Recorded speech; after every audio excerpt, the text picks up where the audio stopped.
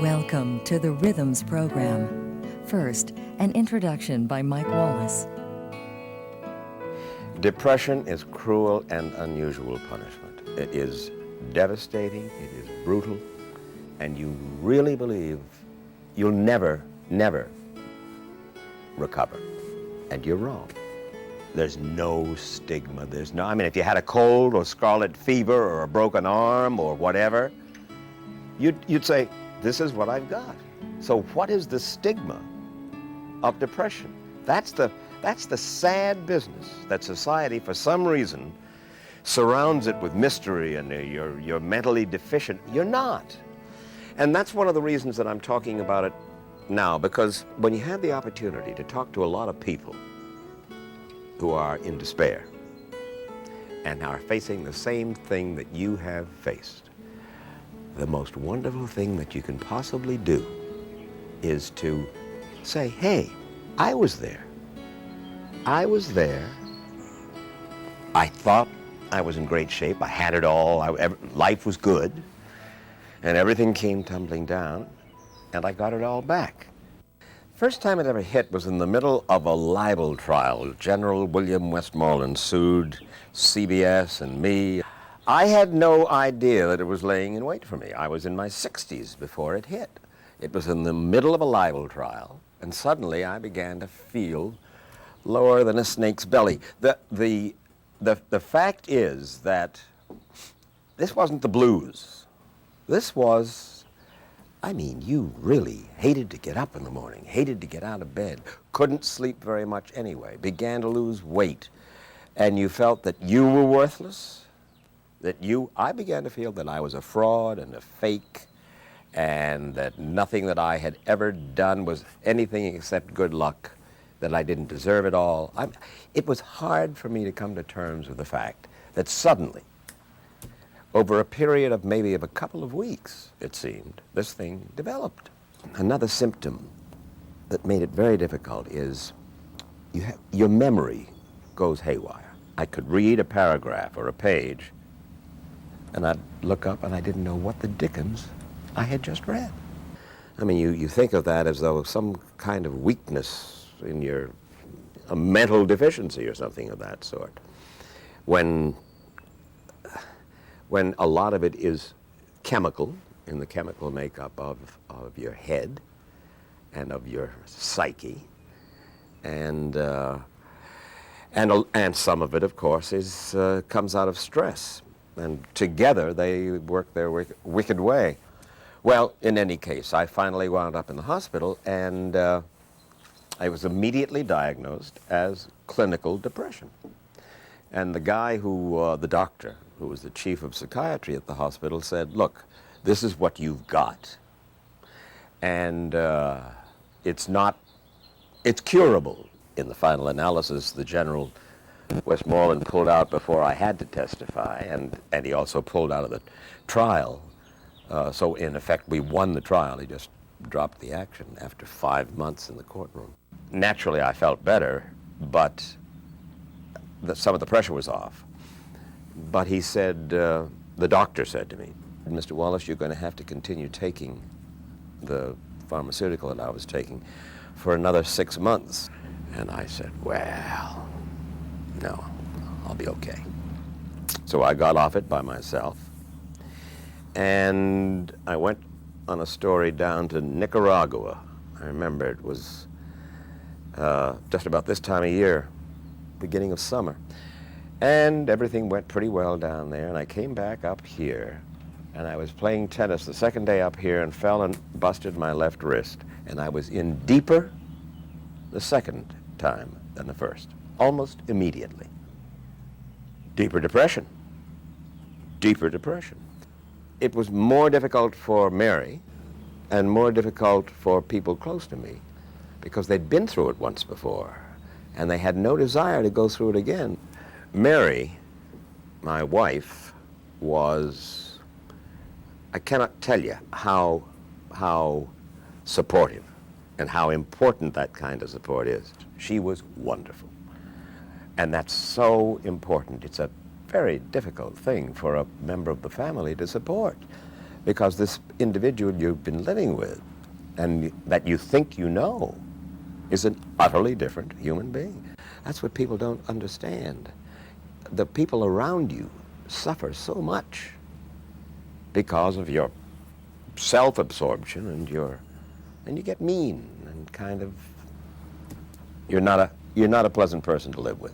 10 years go by, almost, and suddenly I turned 75, and it was the 25th year anniversary of 60 Minutes. Suddenly I began to feel that way, and I called the doctor, and he wasn't in town, and a week went by, and I suddenly said to myself, oh boy, I'm in it again. So he came back to town and he said, well, yeah, you are, but believe me, you've been through it twice, you know that it is curable. He said, there have been great developments in pharmacology, and so he prescribed one. And I said, how long is it going to take to catch hold? He said, well, 4 to 6 weeks probably. And suddenly we had an opportunity to go to Beirut for 60 Minutes to see the Hezbollah people, the head of the Hezbollah, which nobody had done in forever. And the CIA told me not to go, that it was very dangerous. Conceivably, you know, they might wind up being a hostage or something of the sort. But I figured, what the dickens? The way I feel, I'm hostage to one thing or the other. And so I took off, and we went there, and about the third day in Beirut, I wake up one morning. Is this possible? And I went through the day, and it was pretty good. And I wake up the next morning, well, by the end of the week, it was obvious that it had taken hold. It's a year and a half ago. I have never felt better in my life. I mean, never better in my life. It became quite apparent to me that you do what your doctor tells you to do. Just the fact that you feel pretty good doesn't mean that you can get off the drug, the medication. Because if you do, the chances of your going back in are maximized. What happened to me the first time was that despite the fact that I was feeling pretty good and then got off the drug, as soon as something happened, boom, I was back in it. And then 10 years went by after the second thing, and suddenly, boom, not 10 years, 9 years, and I was back in it. So the word is, stay with the medication as long as the doctor tells you to stay with the medication. It's a very, very small price to pay for feeling whole. And now, let us tell you about Rhythms, an educational program designed to support you on your way to recovery. The patients you are about to see are portrayed by actors. Their dialogue of shared experiences, as well as the comments made by the guest physician, Dr. David Kupfer, chairman of the Department of Psychiatry at the University of Pittsburgh, are based on extensive research and interviews with patients and healthcare providers. Now, before I bring you Dr. Kupfer, let me offer a quick reminder to those of you who have not yet mailed your Rhythms enrollment card. The card is postage paid, so no stamp is necessary. If you've lost your card, remember your doctor's office has additional starter kits. If you have your card but choose to enroll by dialing 1-800-5-RHYTHMS, rest assured that all the calls to this number are answered by a computer that walks you through an easy enrollment process using a confidential voice recognition system. As with the Rhythms enrollment card, all information provided during your phone message is kept completely confidential. Many patients have already asked why, if Rhythms is confidential, are personal details such as phone numbers requested during enrollment. Phone numbers are used as codes to identify Rhythms enrollees without using their names. Education and support are the goals of this program, and confidentiality is at the heart of Rhythms. Hello, I'm Dr. David Kupfer. Each of the people you're going to meet once suffered from depression. Each of them was advised to try antidepressant medicine. And as they'll tell you, they got better. Depression came on each of them in a different way. They traveled different roads to recovery too. None of them easy. But let them tell you how they felt when they were depressed and how they feel today. They can do it a lot better than I can. They are Mary, Ernest, and Sandra, and they've all suffered from depression. I didn't know I was depressed. That was the funny part. I thought I had a backache, and pretty soon my whole body ached. Everything required more energy, and I felt like I had less and less energy. My whole life seemed to be slowing down. I couldn't even make a simple decision. And a social life? Forget it. I didn't want to see anyone or do anything. But when my doctor said he thought I was depressed, I didn't believe him at first. I didn't want to believe him. I mean, me, depressed? It just didn't seem right. Oh, I believed it when my doctor told me. I was actually glad. You were glad? Glad to have a name for how I was feeling. I mean, I was so down in the dumps, but there was nothing in my life to be sad about. I thought the people at work didn't like me. I thought my friends were tired of me. Everyone seemed to be getting far away, and I didn't know how to reach out to them. I didn't even care anymore, and that made me feel very isolated.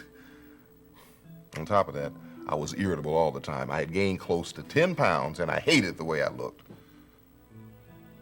I didn't think I'd ever feel any better.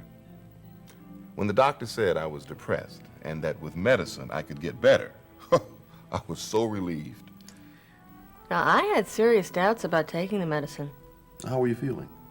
Pretty sorry for myself, I admit. No energy, no reason to get out of bed in the morning, and I'm usually one of those people who likes to be on the go, but not when I was depressed. I just sat in a chair by the window and stared. My thoughts were so dark. I couldn't eat. All I wanted to do was sleep, and I had a hard time concentrating. It was awful. I think my family was scared, but I wasn't one to take pills either. When my doctor said it was depression, I thought he was probably right. But when he said I ought to take antidepressants, my first thought was, not me. I'll snap out of it on my own, thank you. But I didn't. I wanted you to meet Sandy and Ernest and Mary so you could see that though you may be depressed, you are not alone. There are many people who have suffered from the symptoms of depression. They understand the hopelessness and sadness and fatigue you may be feeling, and they know firsthand how difficult it is to decide to take antidepressant medicine and to stick with it. That's one of the reasons for you to enroll in the Rhythms program. It can help you stay on the treatment plan given to you by your doctor. The Rhythms program is an educational series created by professionals who understand that your recovery proceeds in stages. Each issue of Rhythms is designed to address the particular stage of antidepressant treatment you're in, and is filled with answers to your questions about depression and antidepressant medicine, as well as with information about exercise, nutrition, and other self-care tips. For a quick overview of the Rhythms program, including what materials you can expect when, let's take a look at this program flowchart. As you can see, Rhythms materials do not arrive all at once, or even every week. Rhythms is unique in that its educational newsletters, as well as the audio and video, are timed to arrive so that they are in sync with your stage of antidepressant treatment. In this way, the information you receive should be just what you need when you need it. For example, here, at Diagnosis of Depression, you probably feel pretty low. Most patients do. At this stage, the diagnosis of depression is new and often confusing. So we provide the Rhythms video that you're watching now to help you more easily learn a little bit about depression in the privacy of your own home from people who have shared similar experiences. 1 week after you've enrolled in the program, you'll receive a letter welcoming you to Rhythms. Soon after that, your first newsletter will arrive. As you continue to take your medicine as prescribed and to feel better, you will continue to receive your Rhythms issues, 6 newsletters and 1 audio notebook in all. These issues will arrive first at 3, then at 4, and finally at 6-week intervals, and will share information related to your particular stage of antidepressant treatment. As was mentioned earlier, Rhythms will maintain strict confidentiality, of course. Only you and your doctor know you've enrolled. And if you ever want to stop receiving Rhythms, it's as easy as mailing in a prepaid postcard, as you'll see when you get your first issue. The thing to remember is you're not alone. Doctors and researchers are studying depression all the time. There is more known about it, and there are better medicines available to treat it now than at any other time in history. First of all, what is depression exactly? It's a condition that's diagnosed by a combination of several of the following symptoms. Depressed mood, sad, blue, tearful, down in the dumps. Loss of interest and pleasure in usual activities, including sex. Low energy, tiredness, and fatigue. Change in appetite. Change in sleep habits. Agitation or slowed mental and physical responses. Feelings of guilt or worthlessness. Difficulty concentrating or making decisions. Thoughts of death, suicidal thoughts or attempts. Depression is a very common disease. It is diagnosed more often than high blood pressure, for example. Doctors used to assume that the main causes of depression were an individual's psychological problems. Now we know that while psychological problems can certainly contribute to depression, there are many other factors involved. Heredity probably plays a part too. And new research has shown that depressive episodes that last 2 weeks or more are associated with chemical changes in the brain. The chemicals involved are called neurotransmitters. They're the messengers in your brain that help transfer signals from one nerve cell to another. One of them, serotonin, plays a part in regulating a person's moods. Depression has been associated with a decrease in the amount of serotonin available to the brain cells. Antidepressant medicine is designed to increase the availability of neurotransmitters, the brain's chemical messengers circulating in your brain, and makes them available for a longer period of time. In effect, antidepressants are thought to work by balancing the brain's basic chemistry. The following brief animated segment should help to clarify this balancing process. Here you'll see that chemicals in the brain, such as serotonin and norepinephrine, transmit signals from one nerve cell to the next across a small junction called the synaptic gap. These chemicals, called neurotransmitters, because they are the brain's chemical messengers, affect the way you feel, your moods. Researchers believe, for example, that too little serotonin circulating in the brain may be a biological cause of depression. SSRI medicines work to block the absorption of serotonin by brain cells so that a healthy amount of serotonin is left to circulate in the brain, putting things back in balance. Tricyclic antidepressants, shown here, block the reuptake of two neurotransmitters, serotonin and norepinephrine, thereby increasing their concentration in the synaptic gap and helping return balance to brain chemistry. In order to maintain this balance, the antidepressant has to build up in the brain over a period of weeks. People who feel improvement in their mood on antidepressant medicine usually continue to improve as they continue taking their medicine. Most people need to stay on the medicine long after their symptoms have disappeared. It may help to remind yourself that there is a time lag between when you start to take the medicine and when its beneficial effects can be felt. It may be a difficult period for you, but it is a normal part of getting well. I didn't want to believe I was depressed. I even went to another doctor for a second opinion, hoping it would be something else. I don't know why I was so embarrassed about this diagnosis, but I was. The second doctor gave me a brochure about depression, and the symptoms of depression matched my symptoms. I remember driving around the block where my pharmacy was and just not being able to get myself to stop the car. I didn't want to fill that prescription. It was as if filling the prescription really meant I was depressed. Finally, I stopped the car. It was ridiculous to keep driving around like that. I went into the pharmacy. My heart was pounding. And the pharmacist didn't even give me a second look. I mean, he just filled the prescription and gave me the bill like I'd bought aspirin or something. And that was it. I went home, I took the pill, and I waited to start feeling better. Much to my disappointment, those pills didn't work overnight. That's true. But didn't you feel better that at least you started to take some action? Yes, I did. Filling the prescription helped me feel like I was doing something good for myself, and so did taking my medicine every day. It built up my confidence. I think when you're recovering from depression, you need to build up your faith in yourself. Faith that you'll get better.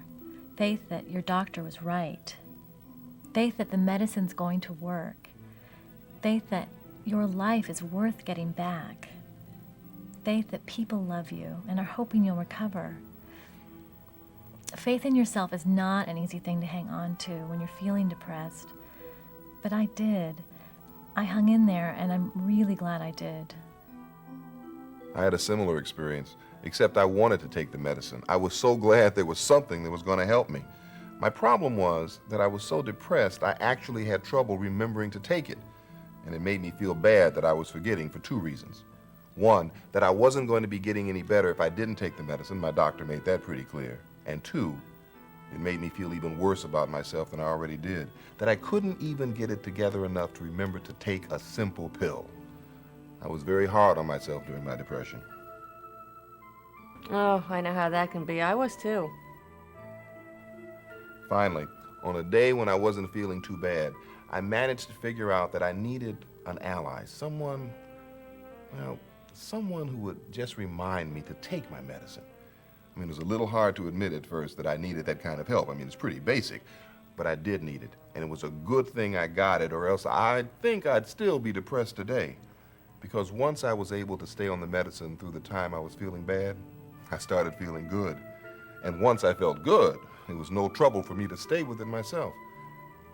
It seems so simple now to be organized enough to take my medicine when I'm supposed to. But when you're feeling low, it can be so hard. Well, now, I keep the pills right next to my toothbrush so I don't forget to take one in the morning. I taped reminder notes to myself on the refrigerator. Oh, my problem was I couldn't remember if I took my medicine that day or not. So I bought one of those daily reminder cases at my pharmacy. And now I can see at a glance if I've taken it.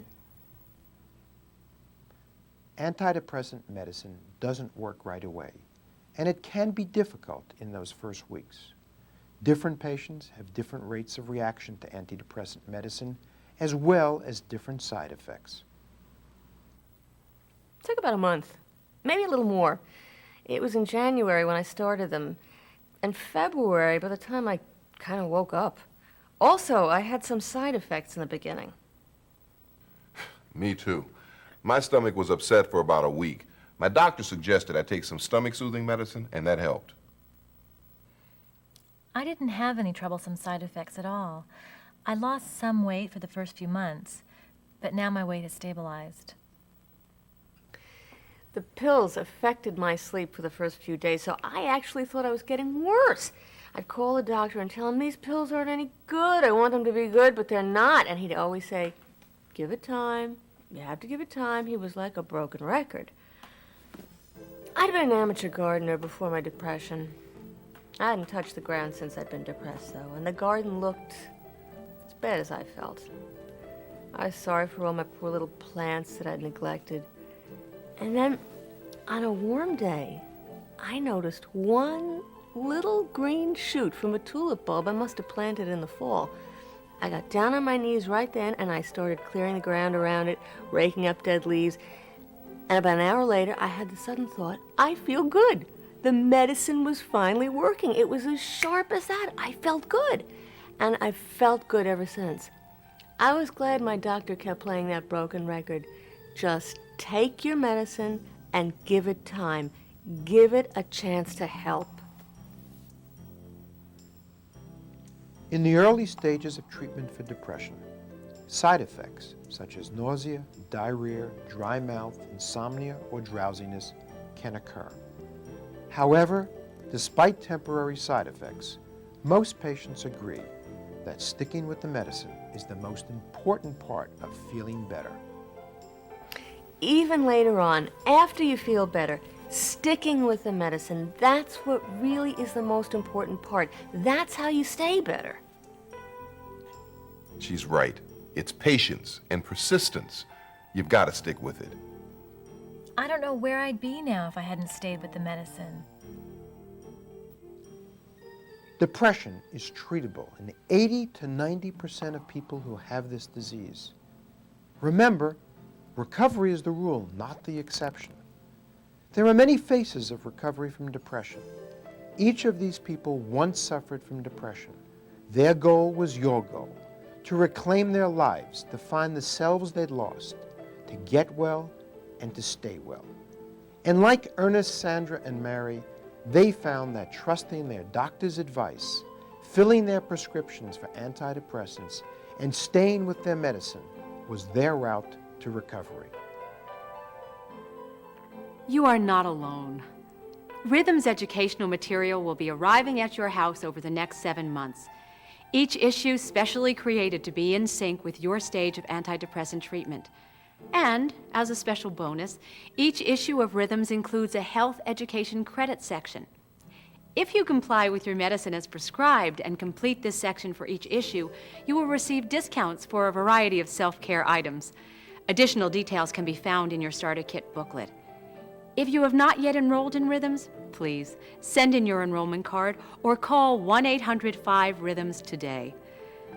Rhythms is designed to be your educational companion through recovery from depression. The goal of the Rhythms program is to provide quality, helpful information on a timed basis to people with depression. Its contents, however, are not intended to take the place of your physician's care and advice. Provided as an educational service by Pfizer, copyright 1995, Pfizer Incorporated.